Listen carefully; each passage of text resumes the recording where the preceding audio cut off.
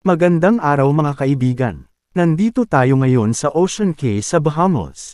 Halika pumasyal muna tayo. Ang Ocean Cay MSC Marine Reserve ay isang pribadong isla ng MSC Cruises sa Bahamas.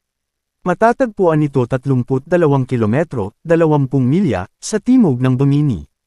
Ang Ocean Cay ay isang artificial island na itinayo noong huling bahagi ng 1960s para sa pagmimina ng aragonite sand. Noong 2015, nilagdaan ng MSC Cruises ang 100 taong kasunduan sa pag-upo upang muling itayo ang isla bilang isang resort. Kasama sa restoration ang pag-alis ng mga inabandonang pasilidad sa pagmimina at infrastruktura. Mayroong 8 beaches sa isla, kabilang ang Lighthouse Bay, North Beach, at South Beach.